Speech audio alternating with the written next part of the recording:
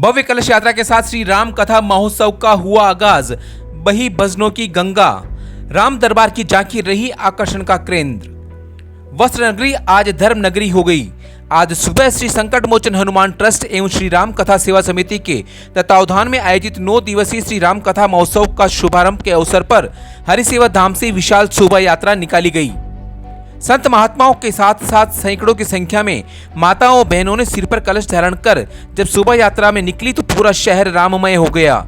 शहर के विभिन्न मार्गों से होती हुई यह यात्रा चित्रकूट धाम पहुंची। महंत बाबू गिरी महाराज के सानिध्य में ख्यात नाम कथावाचक परम पूज्य राजन महाराज का स्वागत अभिनंदन किया गया।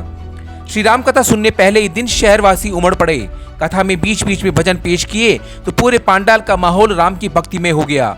समिति के अध्यक्ष गजानंद बजाज, महासचिव पीयूष डाड, कन्हैया लाल स्वर्णकार, मंजू पोखरना सहित अन्य सदस्यों ने कथा की व्यवस्थाओं को सुचारू बनाने में पूरा सहयोग दिया। कथा के पहले दिन ही पांडाल छोटा पड़ता दिखा।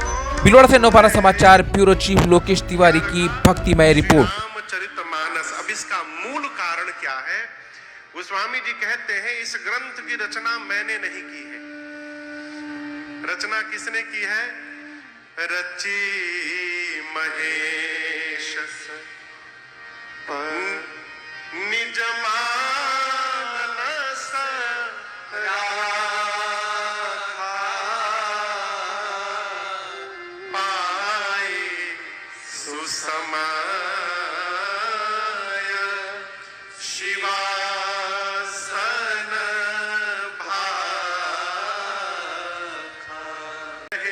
पथ छूटे ना इतनी देवो हवा, ये गुब्बारा फूटे ना। कहते मोह छोड़ो। कैसे छोड़ो? साधक कहता है दिन मोहन फेरी जाए, इस जगत कर्म की मारा। बिना मोह में पड़े हम और आप व्यवहार ही नहीं कर सकते। इम्पॉसिबल। बिन मोहन फेरी जाए, इस जगत कर्म की माला। पर मोहन इतना करिए, दे जगा द्वेष की ज्वाला। परिणाम निगाह तक उठे ना, इतनी देवो हवा, ये गुब्बारा फूटे ना। इसी अयोध्या में संवत 1631 में श्री रामचरितमानस जी ने भी अवतार लिया। इसलिए इस श्री रामचरितमानस को भगवान का स्वरूप बताया गया। ये भगवान का वांगमय स्वरूप है। इसलिए मानस जी केवल आरती उतारने के लिए नहीं है। इस मानस जी को अपने मानस में पहुंचाने का प्रयास करिए।